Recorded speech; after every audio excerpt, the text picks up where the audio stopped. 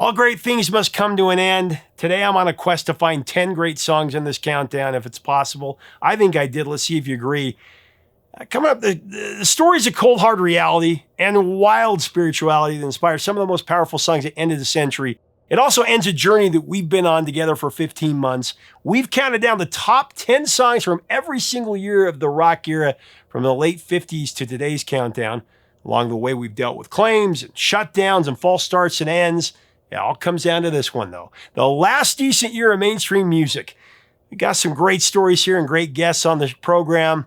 We've got the legend who was inducted into the Rock and Roll Hall of Fame, and then he was told it would be all downhill from there since his career had peaked and he was in the twilight of his years. But he said, I'm going to have the biggest album of my career, you watch. Well, I actually saw a vision of an angel named Metatron, a divine scribe, and she told him that the album would make him bigger than ever, and it did. In fact, the lead song became the only song in the history of this planet to appear on 2 different decade countdowns. Then there was the artist who purposefully wrote a song to be a one-hit wonder so he could cash out and leave the spotlight for good, which he did. Plus a song I chose as one of the best of the year that will certainly cost me a lot of subscribers. You're going to get a lot of hate in the comments, but it's the truth. We just won't admit it. We all secretly love this song. Let's do it. Hey, music junkies, Professor of Rock, always here to celebrate the greatest artists and the greatest songs of all time. Man, make sure to subscribe below so that you know when our stuff comes out. We've got some great stuff coming out. Well, we're truly getting to the end of our yearly countdowns. If I can't find 10 great top 40 songs in a year-end countdown, I'm not going to cover it. It's been getting harder and harder.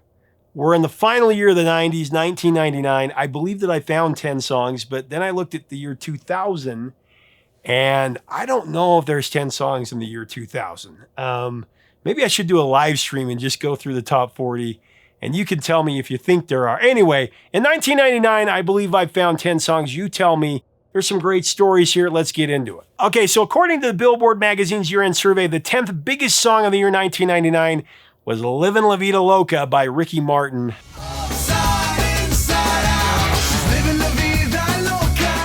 But we're kicking off our countdown of the top 10 songs of 99 with a song that I think's really good, What It's Like by Everlast at number 10.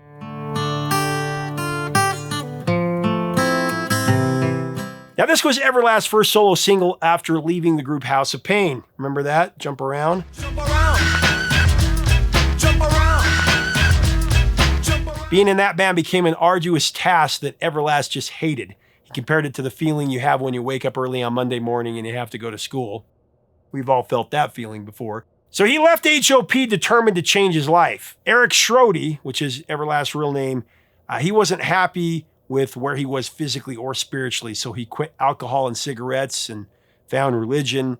What It's Like became Erik's expression of keeping it real and staying away from what he thought were frivolous party songs like those that he performed with House of Pain. What It's Like was really 3 vignettes braided into one electric song. 3 people traveling down 3 tangled routes across a journey that few can comprehend.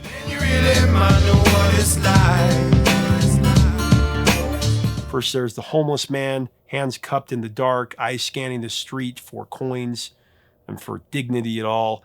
His silent tenacity sits beside the gnawing ache of invisibility, a living map of streets that never forget you. The hair on his face is dirty, dreadlocked in for the main. And then next, a young woman standing at a crossroads she didn't choose, unplanned, uncertain, and judged from every angle.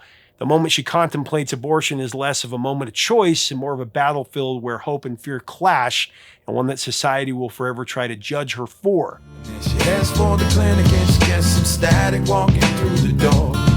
The third story is about a young man skirting the edge of the cycle that chews up bodies and spits out scars.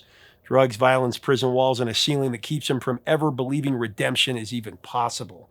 Yet his stubborn spark keeps him grasping for a door that might finally open.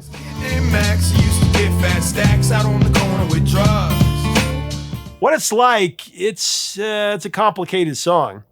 And it captivated fans across the world. It went to number 6 in Canada, number 4 in Iceland, and number 13 on the Billboard Hot 100. Went all the way to number 1 on the alternative rock charts as well.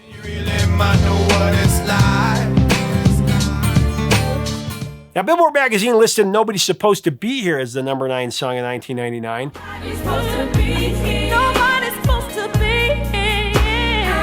But on our countdown, we're giving the number 9 spot to Jumper by Third Eye Blind. I wish you would step back from that ledge, my friend. Jumper emerged as a fierce, compassionate, anti-bullying anthem born from a brutal personal tragedy. Third Eye Blind frontman Stephen Jenkins injected empathy and hope into the song. It came from his own experience, and I actually had a chance to talk to him in an interview about it, and it's a great part of the interview, probably the best part of it. Here's what he said. So Jumper, which is a song that has meant so much to so many people. You had talked about that was about hard times growing up, but also a friend of yours who was gay. And friend's friend who was, it's a story told to me about a guy in Coronado, which is a Navy town and near San Diego. Huge amounts of homophobia. That was just sort of like par for the course in high schools and so much of the country, and bullying and things like that. So this guy, I'd never met him because he had already jumped off a cliff he jumped off the Coronado Bridge, which was it's like a pretty popular suicide spot. Mm-hmm. And they told me a story, and I wrote the song as a noir, of like, this is what I would say, I wish you'd step back from that ledge, my friend, right? I think the broader message of this song is I think that people like to get together in groups or in their car in like a radio. I think they like to turn that up, and I think that they like to sing I Would Understand. I think that there is a desire, a deep desire in people that I tripped over, I just stumbled on. Face down the demons, put the past away. I mean, those are things that everybody has felt. Yeah, and just to say, like, this, to say I understand is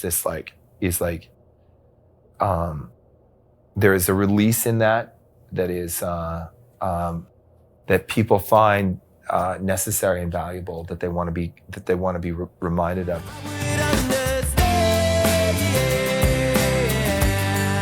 I mean, Jumper is not just a lament. It's a universal plea for understanding and belonging. I love that. I understand. I love that. Moment of vulnerability that invites others to see the person behind the pain and to choose connection over isolation. It's a reminder that helping someone often requires exposing your own hurt, your own vulnerabilities, even when that exposure feels risky. Anyone knows what they're doing here. Stephen and Third Eye Blind had a big crossover hit with Jumper. It went to number 10 in Canada, number 9 on the alternative rock chart, and went all the way to number 5 on the Billboard Hot 100.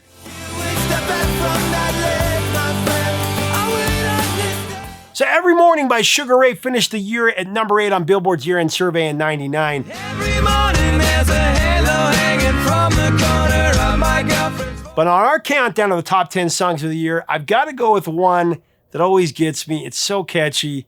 Kiss Me by Sixpence None the Richer. Kiss me out of the bearded barley. Funny thing is, I always thought the Sixpence None the Richer was a British band. I think all my friends thought that too. They're actually from Texas, if you can believe that. So while they were touring in the Netherlands, guitarist Matt Slocum was in his motel room reading Dylan Thomas poetry, and then the inspiration to write a song lit him up. He called lead vocalist Lee Nash to his room, where she learned the song, and they performed it live at the Flevo Festival that very same night. Wrote a song, performed it that night. But it was actually 2 years later before they actually recorded the track for their third studio album. But man, when they played it live, they got a huge reaction. Take the trail marked on your father's map. Oh. The initial draft of the lyrics were slightly edgier than the final pop-friendly version, though. The line Silver Moon Sparkling was originally written as Cigarette Sparkling. And silver moon sparkling. The band was initially hesitant to include the song on their self-titled third album because its lighthearted, poppier sound differed from their previous work. But their producer, Steve Taylor, wisely convinced them to do it. Kiss me down by the broken tree house. Kiss Me with Lee Nash's angelic vocal became a massive hit, and largely due to its prominent placement in popular teen culture. Of course, in the movie She's All That. Wear that dress, oh, kiss me. The TV show Dawson's Creek. Out on the moonlit floor, lift your open hair. Which created the romantic associations that many people have with the song this very day. The world was smitten by Kiss Me. It ascended into the top 5 in pretty much every country. Went to number 4 in the UK, number 2 in Scotland. Also went to number 2 in the Billboard Hot 100. And for a week, it was the most played song on American pop radio. Kiss me. All right, so on the Billboard year-end chart, Christina Aguilera, she had Genie in a Bottle. That was what ended the 99 countdown on the Billboard year-end chart.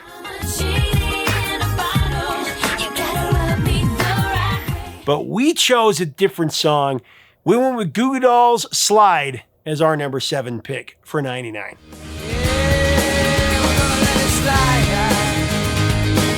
You know, when I first heard Slide, it sounded like a straight-up love song. You know, it had lines like, I want to wake up where you are, and what you are is beautiful, all that kind of stuff.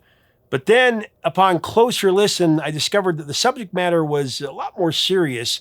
John Resnick said the track's heart beats with a sharper, more perilous story. Young woman in a tight-knit, working-class, fiercely Catholic immigrant community on Buffalo streets, kind of his own hometown. It's a not quite apocryphal tale of pressure, chance, and the hard choices that come when every option is weighed against tradition and family and all those things, the stress of that. The central tension is starkly captured in the chorus of questions. Do you want to get married or run away? I mean, John explained that the word slide, that came to him almost by accident during writing, and it really shaped the vibe of the track. John's lyrics, of course, hint at choices that within that cultural frame could be as drastic as marriage or abortion, with a hope of support hard to come by outside the community's gaze.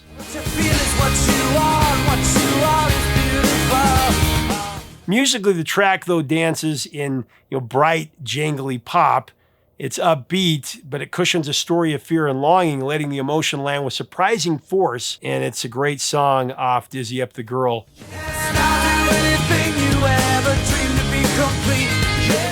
In 1999, Slide was a smash number 1 at Alternative Rock. It was number 1 in Canada and number 4 on the mainstream rock chart. Also went to number 8 on the Billboard Hot 100. Here's what John told me about the song. You know, actually, the song, I didn't have any lyrics for that song. The original working title for the song was Little Cuckoo. Yeah. It's like, and because I was singing, I would do just these like ba ba da ba ba ba da ba ba over the music that I had written. I always write the music first because the music influences what the lyrics going to be. To me, that's just my process. And then I just started. I needed to write those lyrics, and there was just occasionally like a word will come out, and then you're like, okay, I'm following it. It's like you're chasing things down a rabbit hole, and there's a certain kind of subconscious thing going on there. I gotta be honest, it's like sometimes I just don't friggin' know. Some days I'm sitting there going, you son of a bitch, what rhymes with orange? Nothing.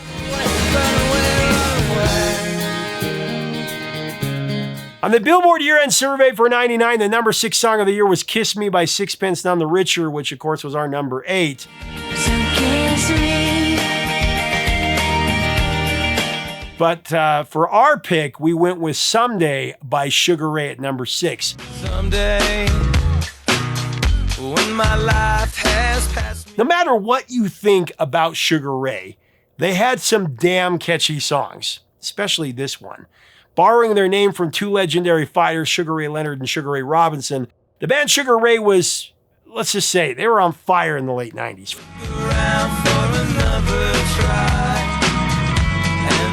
Sugar Ray had a string of 5 big hits from 97 to 2000, and Someday was their second highest charting single, peaking at number 4 in Canada and number 7 in Alternative Rock and the Billboard Hot 100.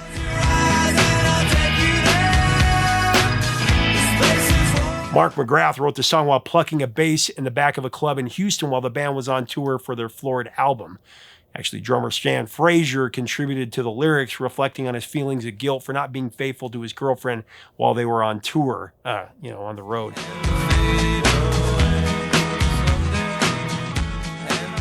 Britney Spears had her big splash in 1999 with Baby One More Time. It's registered as the #5 single of the year on the Billboard year-end chart.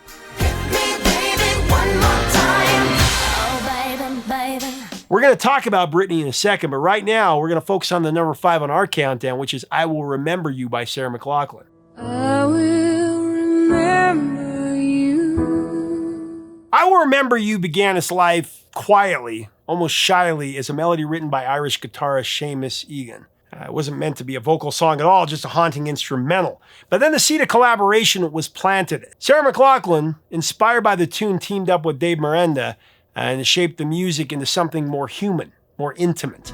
I'm so tired, I can't sleep. They added lyrics that speak to memory and loss and the lasting ache of a connection that outlives goodbye. The finished product with music, lyrics, and vocals turned into a confession set to melody, a piece that could cradle a memory and make it feel tangible. Funny how it feels so much, I cannot say a word. Now, its first release in 1995 barely flickered on the radar. It scraped to number 65 in the United States. It wasn't a chart-topping splash at all, but the melody carried a promise already. A promise that would bloom in unexpected ways. 3 years later, Sarah McLachlan released Surfacing, an album that would redefine her voice in the cultural landscape with hits like Building a Mystery and Adia. I'm empty since you left me. And with it, she curated a social movement. We've talked about it before, the Lil Affair, a tour that turned Sarah's name into a beacon for emotionally honest music and a broader renaissance for female artists and indie artists everywhere. Singer Sarah McLachlan has launched an all-female tour. Then came a turning point that would etch the song more broadly into the public imagination. It was the 1995 indie film The Brothers McMullen. Brothers McMullen. Just when things are starting to happen for me, I gotta go fall in love. That featured I Will Remember You on its soundtrack, and the track found a cinematic home that amplified its resonance. I first saw you smiling in the sun.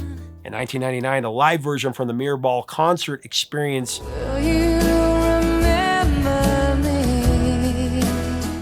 that gave the song a renewed life, climbing to number 10 as a single in Canada and went to number 14 on the Billboard Hot 100. A melody born as an instrumental dream had become a shared human memory, one that endures long after the moment of parting and continues to remind us that memory itself is a kind of music that we all carry.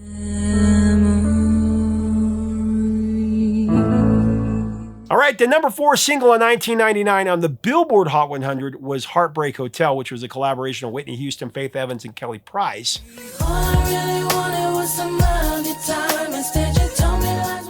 But at number 4 on our countdown is Scar Tissue by Red Hot Chili Peppers.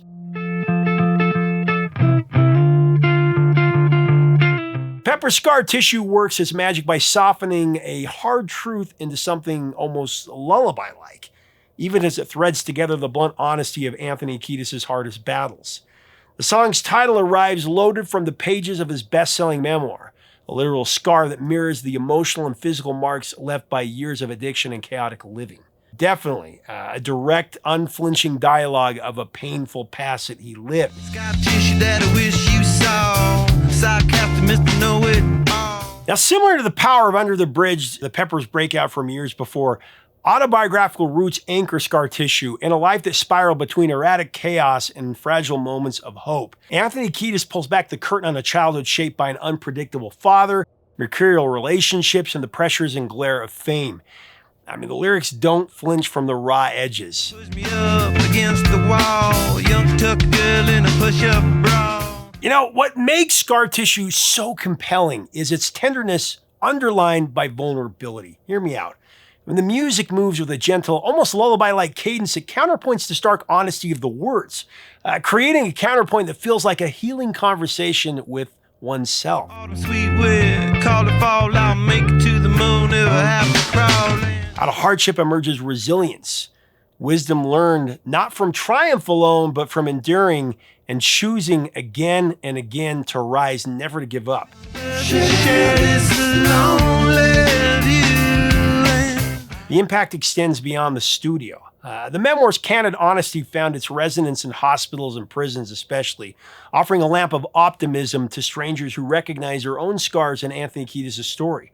As the lead single from the album Californication, Scar Tissue was another triumph for Red Hot Chili Peppers, rising to #1 at alternative and mainstream rock. It also topped the singles chart in Italy and Iceland while cresting at #9 on the Billboard Hot 100, which was huge for then. Funny enough, it's a song that the label bosses said was not good enough for the album. In fact, when they listened to Californication, they claimed that they didn't hear any hits or radio-friendly songs, but the band remained vigilant. This was the record. This is what was going to be put out. And they triumphed when 3 different songs from the album, including Scar Tissue, hit #1 on the rock charts, and the album, of course, sold millions and became a classic.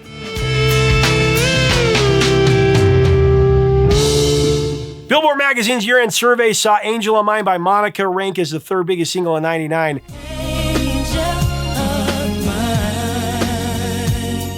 Okay, so we've come to the point on the countdown where I'm about to say something that will probably lose me a lot of subscribers, maybe in the thousands.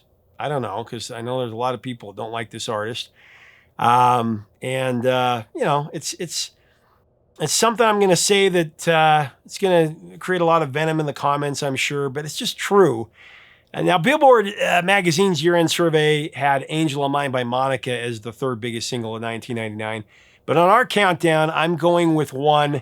Again, this is going to create some vitriol in the comments, but I hope that most of the music junkies, most of the viewers here, respect my honesty when I reveal that my #3 pick is Baby One More Time by Britney Spears.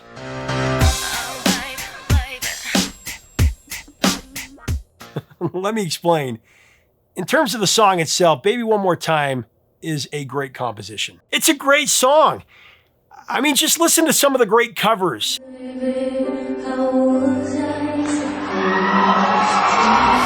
Loneliness is killing me.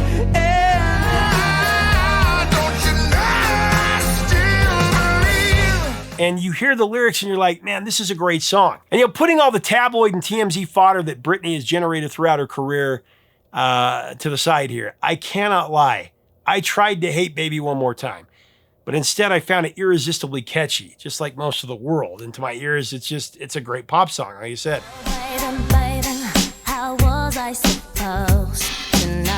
However, Baby One More Time was not a no-brainer when it was first pitched. In fact, it was snubbed by several big-name acts at the time. The iconic song written by Swedish producer Max Martin was rejected by TLC and the Backstreet Boys, who were 2 of the biggest musical acts of the 90s. And now, the ladies at TLC passed on it because they just didn't think that it fit their image. They thought that Hit Me, that lyric was about domestic violence, which of course it's not, while Max Martin intended it as slang for Call Me Up on the Phone. And that's what his intention was there. So I guess that misunderstanding led to the iconic title being changed to what it is now. The Backstreet Boys declined because they flat out didn't care for the song. They didn't like it at all. They were definitely wrong. And then Robin, a Swedish pop star, also jilted it.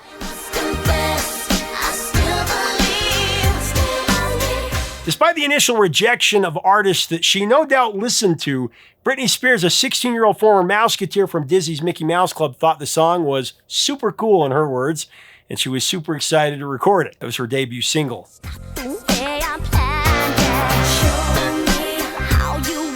Obviously, Britney was a teenager when she was set to record Baby One More Time, but she did not want to sound like a 16-year-old. So get this, she purposefully stayed up all night the night before her recording session, and she allegedly even coughed a bunch to get herself a little sick. She wanted to be sick so her voice would have a little rasp to it, hoping it would sound more mature.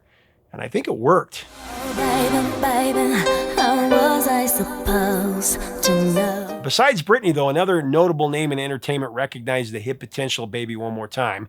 That was Simon Cowell. He reportedly told the co-writers he would gift them both with a Mercedes SL 500 if they would let his boy band Five record that song. They opted for Britney, and it was a multi-platinum decision. Baby Hit Me One More Time by Britney Spears sold over 10 million copies around the world, and it hit #1 on the singles chart in more than 20 countries, including Canada, the UK, and here on the Billboard Hot 100. Forgive me, I know you're going to hate me for this, but it's good. Baby, one more time. Okay, for those of you who are still with me after that shocking revelation, at #3, we're going to continue our countdown. Now, the countdown, the Billboard chose Scrubs by TLC as the number 2 single of 99.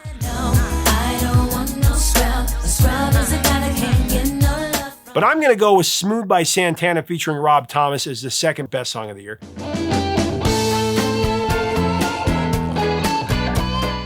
Smooth was the definition of a historic track. It's one of the most prolific of the rock era. The song owned the number 1 position on the Billboard Hot 100 for 12 consecutive weeks. It was the final number 1 hit of the 90s and the first number 1 hit of the 2000s, making it the only song to appear on 2 decade-end Billboard charts. The only one. E-Tal, sure, built a groove-driven track that started under the name Room 17 about a hotel room liaison. That's how it started. But the lyrics, they felt weak to the producers, Matt Serletic and Clive Davis, and the song risked getting shelved. The demo, which was actually all instrumental, found its way to Rob Thomas, who was living a high-stakes love story with his fiancée Marisol, a woman with Puerto Rican Spanish roots. My life to better suit your mood. Moved by that fierce all-in feeling, Rob rewrote the words, pouring his devotion to Marisol into lines like My Spanish Harlem Mona Lisa. What began as a moody sketch blossomed into a heartfelt ode to the woman who inspired it. My Spanish Harlem Mona Lisa. The great Carlos Santana initially didn't hear the magic of Smooth, though. He dismissed the demo as unfinished and not his style. Yet Clive Davis believed in the chemistry between Rob's lyrical power and Santana's guitar fire. And the moment Santana stepped into the recording studio, something extraordinary, truly magical happened.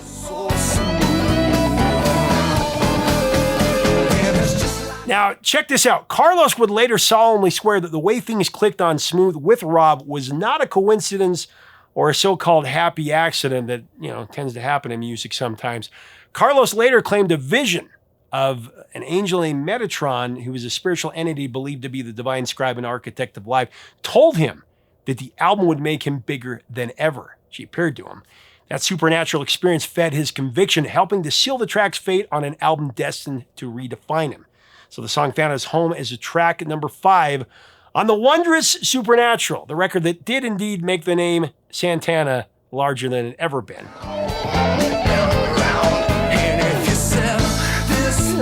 The angel must have had truly divine powers because Santana got inducted into the Rock and Roll Hall of Fame in 1998. And of course, normally a legend's career falls off after that. But Carlos told everyone he would go even bigger after that. And he did. This is what he told me about it. You spent 12 weeks at number 1. Tell me about recording that album. That album, it is what is called supernatural, and that means it's outside of the realm of possibilities. We received the Rock and Roll Hall of Fame in 97 98. Or 98. Yeah, you were inducted in 98. 98. So once you receive that, you're pretty much over, like whether it's baseball or football, And then we hit Supernatural, which is like winning Wimbledon and winning the World Cup and winning like the Super Bowl.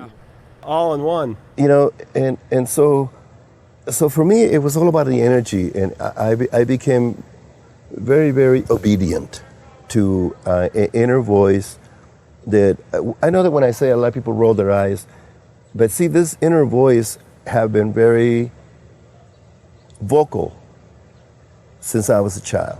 So you have to be able to understand that this voice set it all up with Clive Davis and everybody who was around him. The last song was Smooth. And we were like, we got enough songs. He goes, no, man, this is the one. Wait till you hear this one. So I said, why don't we go to the studio and cut it at the same time? And we all got together in the studio, made our positions next to the microphone. One take. Make it real or else forget about it. Since this episode is dedicated to 1999, we have to bring up Prince's immortal track 1999 because it did rechart again. Of course, it stands as a fearless collision of panic and party. In the 80s and in the 90s, as the world rehearsed for potential doomsday scenarios sparked by Y2K and the lingering specter of the Cold War, nuclear war, Prince found a counter-narrative in an apocalyptic party anthem. This was inspired by a Nostradamus documentary and the band's fears backstage, but he chose a different headline. What if the end of the world sounded like a celebration?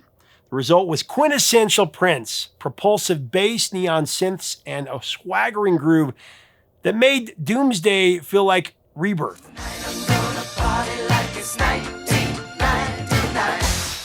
Party Like It's 1999 was the refrain that became both a warning and a dare to embrace joy while the clocks tick down to destruction. Of course, all those disaster theorists that screamed that the world was going to end when computers went from 99 to 00 instead of 2000, they were wrong. And those that did party like it's 1999, they had a great time and lived to see the exciting arrival of the 21st century. Y2K, that's crazy. Happy Millennium. All right, back to our climax of the countdown. The single that finished 1999 as the Billboard's year-end was Believe by Cher. She became the oldest artist to achieve that milestone. She was 52 when Believe shot to #1 and stayed there for 4 straight weeks. You believe in life after love. She also set the record for the longest gap between having a #1 single. Cher actually waited 25 years to have another #1 hit after her #1 for 1974. I can't say it on here. I'll have to show it.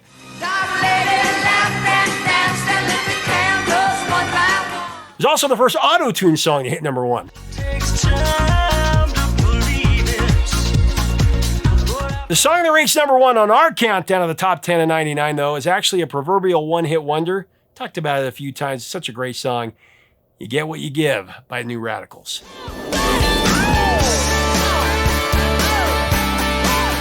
This is such a badass song. Greg Alexander, the combustible frontman of New Radicals, concocted a burst of livewire brilliance that he called a deliberate one-shot to fund his future, titled You Get What You Give. We only get what we give.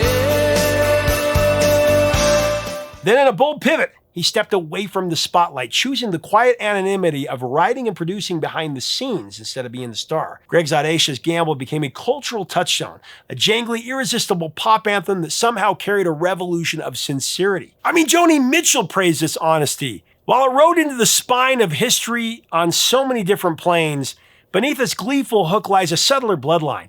The playful surface masking sharp injections of social critique and celebrity saturation satire. This thing is way ahead of its time.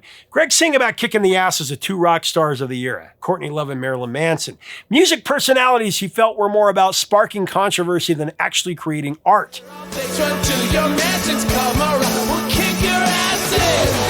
Greg Alexander reached a bold tipping point with the New Radicals, though. He felt the spark he set out to ignite, one explosive, one-shot moment, had burned bright enough to get him to the next more desirable chapter of his career. He kind of planned it. Tired of the grind and the fear of being labeled a potential one-hit wonder, he stepped away from the spotlight and defined his future behind the scenes, carving out a new path as a writer and producer.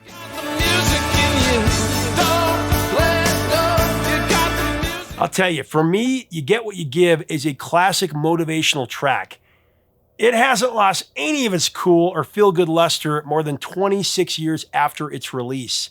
It was a #1 smash in Canada and New Zealand and #2 in Italy. Yet in the States, it kind of peaked at a modest number 36 on the Billboard Hot 100, but it did go to #1 on a lot of other charts. It's a great song.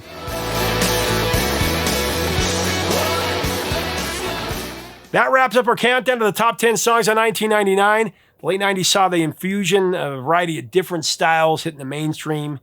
Country started to really take over. We didn't really cover that because it's not really top 40 fare. But Shania Twain, Faith Hill, Tim McGraw, Leanne Rimes, even Lone Star had a #1 hit on the Billboard Hot 100 with their song Amaze, kind of like in the early 80s when Kenny Rogers and Dolly Parton and some of those guys, Eddie Rabbitt took over the charts. One could argue that 1999 was really the last really decent year of mainstream music. I make that statement after confessing to you that I love Baby One More Time by Britney Spears. As I told you years ago, I don't believe in guilty pleasures. I mean, you should never feel guilty about what you dig. Just embrace it and have fun with it. And that's what I do. Let's have a spirited discussion below. Are you going to hate on me for saying that? I mean, it's just a great pop song. I'm looking at the song itself. But this is the last countdown, guys. Should we do 2000? I don't think we should. I looked. Maybe I'll do a live stream about it. Because I looked and it's pretty few and far between. Maybe we can just kind of, it's frustrating. We have definitely jumped the shark, and this was probably the year that we truly did it. Let's have a great discussion below. If you like our content, we invite you to subscribe. We would love to have you as part of our community. Until next time, 3 chords and the truth, my friends.